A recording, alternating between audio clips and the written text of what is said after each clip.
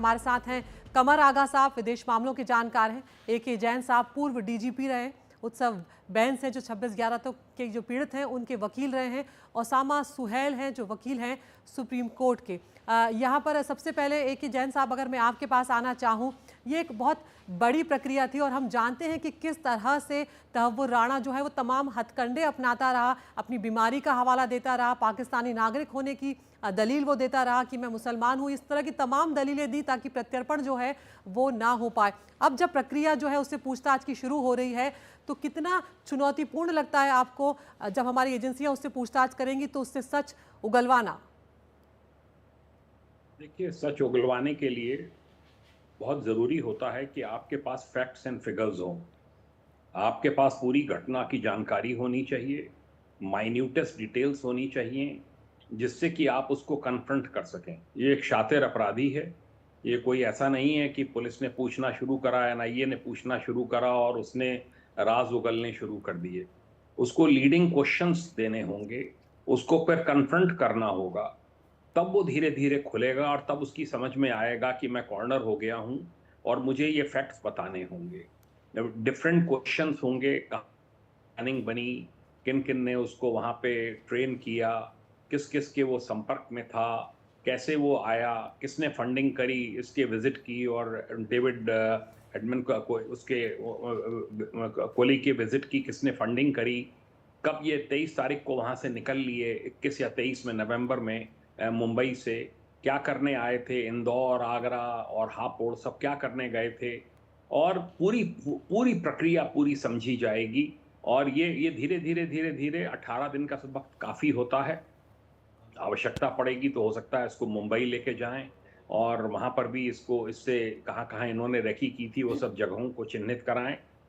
हालाँकि जो बहुत हाई सिक्योरिटी टारगेट्स होते हैं, उनका बिल्कुल। कम से कम मूवमेंट कराया जाता है, जिससे कि अनावश्यक कोई खतरा ना हो, क्योंकि ऐसी चीज़ों का प्रचार-प्रसार बहुत तेज़ी से होता है और पाकिस्तान और ISI और बहुत सी ऐसी एजेंसीज़ हैं, जी। जो नहीं चाहती हैं कि इंडिया के हाथ कोई बहुत वैल्यूएबल इन्फॉर्मेशंस मिले, जिससे कि वो डिफेम हो। बिल्कुल। जो ISI ने ही इसका जी। पूरा वहाँ पर अपोज़ कराया है, जो डिफरेंट कोर्ट्स में सारी फंडिंग ISI और पाकिस्तान के द्वारा ही अमेरिका में की गई है। जी।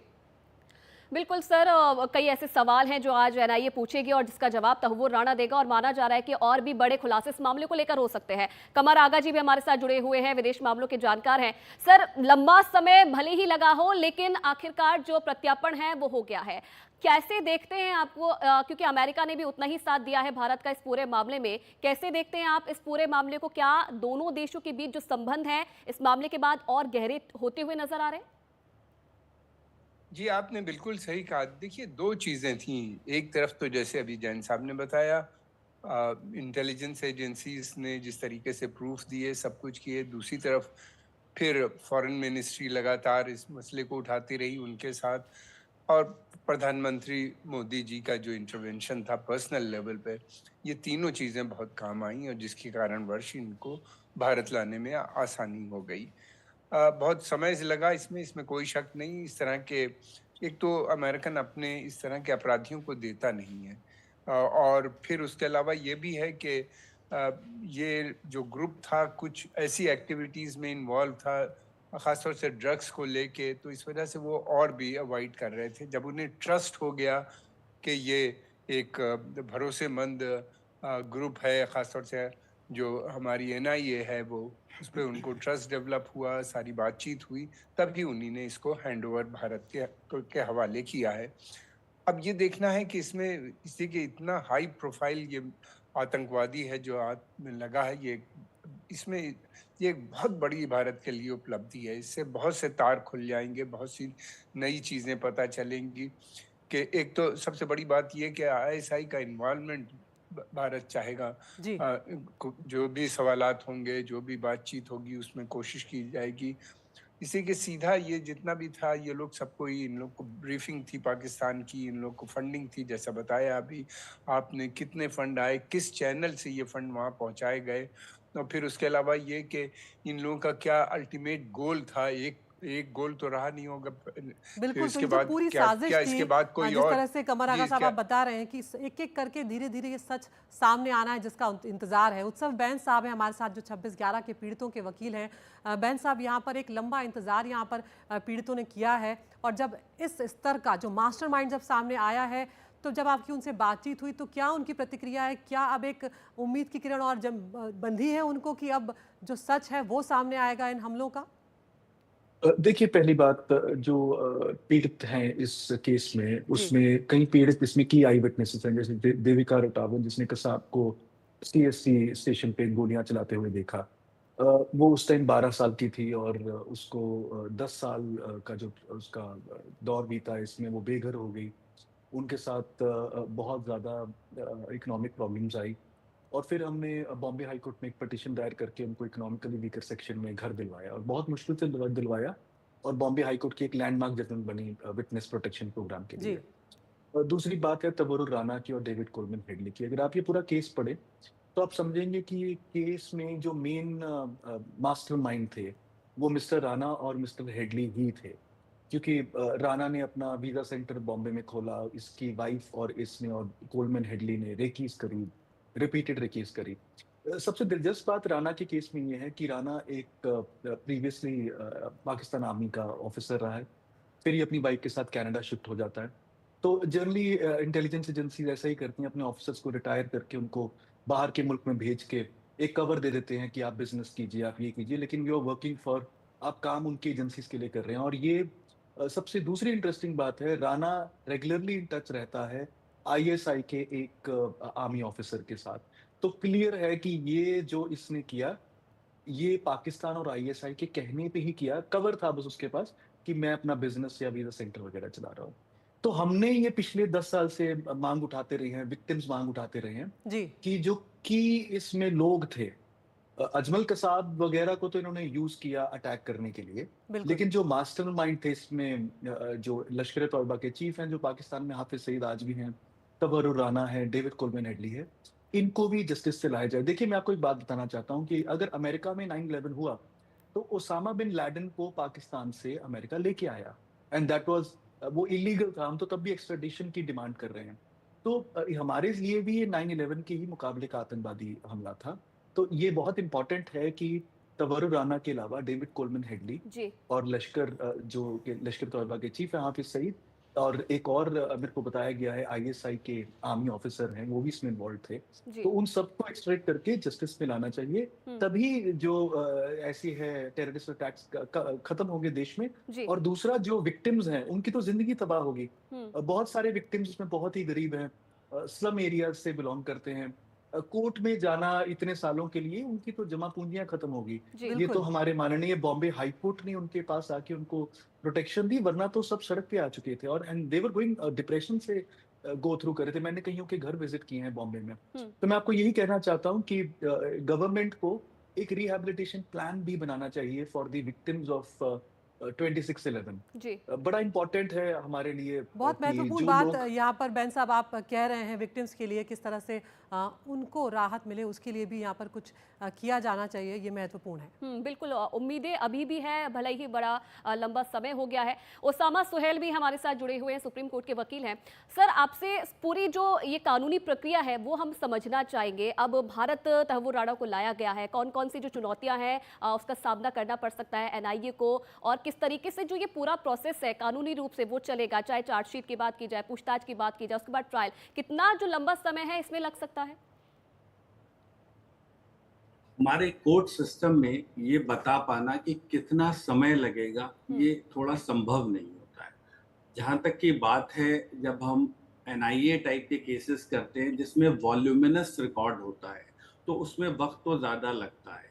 इस केस में जो महत्वपूर्ण बात है कि एक तो सबसे पहले मुझे सरकार को इस समय वाली या पिछली वाली जिसने ये प्रयत्न करके इतना बड़ा इसमें हेडवे हासिल करा है और इस तरीके की कामयाबी हासिल करी है, इससे हमारे जो इन्वेस्टिगेशन एजेंसी है और हमारे देश का पूरा मान जो बढ़ा है वो बहुत ज़रूरी है। अब आते हैं केस के बेसिक मुद्दे पे केस में आज इनको राणा को लाया गया है। अब 14 दिन तक की इनकी अलग अलग टाइम पे या एक समय में इनकी हिरासत ली जाएगी, जिसमें इनसे सारी तरीके की पूछताछ करी जाएगी। इसमें हमारा डीप कंसर्न ये है कि Pakistan as a state has been sponsoring terrorism in India, जी और ये स्पॉन्सरशिप हो रही थी टेररिज्म की, जिसके बारे में हम बार बार दुनिया में कहते थे, लेकिन हम कामयाब इसलिए नहीं हो पा रहे थे कि पाकिस्तान किसी ना किसी तरीके से हाफिज सईद जैसे लोगों को प्रोटेक्ट कर लेता था।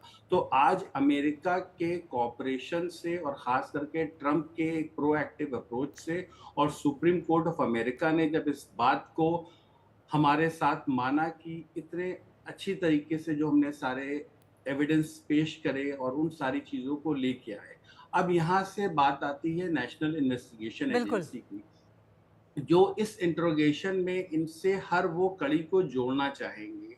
कोलमैन हेडली ने अपने आप को अप्रूवर बना करके अमेरिका में रह गए। आज हमारे पास सिर्फ एक आदमी रह गए हैं जो आज हमारे पास आए हैं, राणा हेडली से लेकर के पाकिस्तान के जो डीप इन्वॉल्वमेंट है, डीप स्टेट इन्वॉल्वमेंट है, उस पे जो चीजें पेश करेंगे और जो सबके सामने आएगी, तो उससे और हमारा उसामा साहब जो बात आप कह रहे हैं, हैं उसी को मैं आगे बढ़ाते हुए कमर आगा साहब के पास यहाँ पर जाना चाहूंगी। कमर आगा साहब, पाकिस्तान खुद को विक्टिम बताता रहा है इस मामले में, कितने डोजियर्स हम दे चुके हैं, शायद गिनती भी करना अब मुश्किल हो जाए, उसके बावजूद वो डिनाई करता रहा इन सब मामलों को। और अब हम देख रहे हैं कि वो तहव्वुर राणा को लेकर ये दलील देता हुआ नजर आ रहा है कि वो तो कनाडा का नागरिक है, उसने बहुत वक्त से अपने जो दस्तावेज हैं वो रिन्यू नहीं कराए हैं। ऐसे में कितनी उसकी दलील ये टिकेगी अंतर्राष्ट्रीय स्तर पर?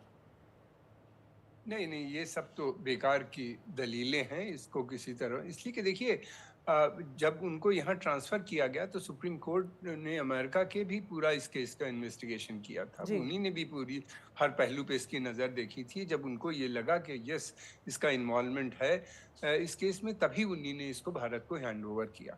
इसमें दो चीज़ें हैं जो मैं समझता हूँ कि बहुत इम्पॉर्टेंट है।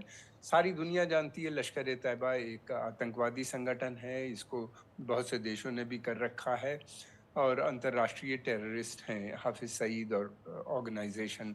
इसमें जो इम्पोर्टेंट चीज़ हमको मिलेगी वो ये होगा कि इनका लिंकेज जो है, जुड़ाव जो है आईएसआई से है। आईएसआई एक्चुअली देखा जाए तो सबसे बड़ी टेररिस्ट ऑर्गेनाइजेशन इस पूरे क्षेत्र में, क्या दुनिया में इस समय जो है वो आईएसआई है। हम कितना उसको इस्टेब्लिश कर पाएंगे कि कितना उसका इन्वॉल्वमेंट था, किस तरीके से वो फंडिंग कर रहे थे, फिर ये केस को हम अंतर्राष्ट्रीय पटल पे भी रख सकते हैं कि भाई देखिए ये इस तरह की गतिविधियां पाकिस्तान कर रहा है जो अंतर्राष्ट्रीय नियमों के विरुद्ध हैं। ख़ासतौर से आप किसी पड़ोसी के देश में अगर आपके कोई डिस्प्यूट है तो आप बातचीत के ज़रिए से आप उसको हल कीजिए, आप उसमें आतंकवाद को नहीं फैला सकते। तो इस तरह की बहुत से छोटी छोटी चीज़ें हैं जो सामने निकल के आएंगी, और सबसे बड़ी बात यह कि हम कितना इसको इस्टेब्लिश करने में कामयाब होते हैं कि आईएसआई, इसलिए कि हम लोगों के पास बहुत से सबूत हैं आईएसआई के इन्वॉल्वमेंट के, और आईएसआई जो है इस बात को अच्छी तरह, इसी वजह से पाकिस्तान हर तरह की कोशिश कर रहा था कि ये भारत ना आने पाए, इनको किसी सूरत से रोक, इसीलिए इनको जी, और इसीलिए ये भारत के लिए एक बहुत बड़ी कामयाबी है कि तहव्वुर राणा का प्रत्यर्पण जो है वो संभव हो पाया है, और अब आगे का सफर जो है वो भी शुरू हो चुका है, क्योंकि तहव्वुर राणा के साथ पूछताछ जो है वो एनआईए की टीम शुरू कर चुकी है। एसपी और डीएसपी रैंक के जो अधिकारी हैं उन्होंने पूछताछ के सिलसिले को शुरू कर दिया है। 18 दिनों की रिमांड है, एक लंबा वक्त है, और उम्मीद करते हैं कि ज़्यादा से ज़्यादा सच जो है उससे निकलवा पाएंगे हम मुंबई हमलों को लेकर। खासतौर से आप सभी मेहमान हमसे जुड़े, आप सभी का बहुत बहुत शुक्रिया।